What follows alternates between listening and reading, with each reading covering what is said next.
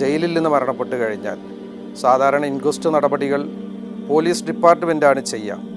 എന്നാൽ ജയിലിൽ നിന്ന് മരണപ്പെട്ട ആളുകൾ അല്ലെങ്കിൽ പോലീസിൻ്റെ അധീനതയിൽ മരണപ്പെട്ട ആളുകളുടെ ഇൻക്വസ്റ്റ് നടപടികളൊക്കെയും മജിസ്ട്രേറ്റാണ് നിർവഹിക്കുക. മജിസ്ട്രേറ്റ് നിർവഹിച്ച് പോസ്റ്റ്മോർട്ടം ചെയ്യുന്നത് മനുഷ്യാവകാശ കമ്മീഷന് ഫുൾ വീഡിയോ ആയി അയച്ചു കൊടുക്കണം. സാധാരണ തലയോട്ടി പൊളിച്ച് ഹൃദയഭാഗം കീറി ആ രീതിയിലാണ് ചെയ്യാറുള്ളതെങ്കിൽ പോലീസിൻ്റെ അധീനതയിൽ മരണപ്പെട്ടവരുടെ ശരീരത്തിൻ്റെ പല ഭാഗങ്ങളിലും ബ്ലേഡ് വെച്ച് മുറിക്കും.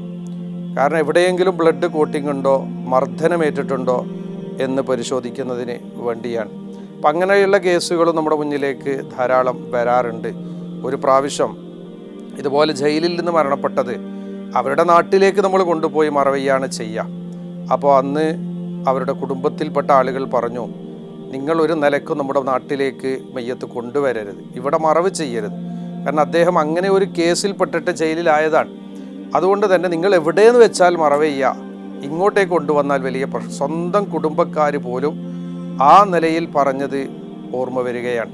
അപ്പോൾ നമ്മൾ അവരോട് പറഞ്ഞു, നമ്മൾ എന്തായാലും അവിടെ വന്ന് മറവ് ചെയ്യും, കാരണം നിങ്ങളുടെ മഹലിലാണല്ലോ ചെയ്യേണ്ടത്.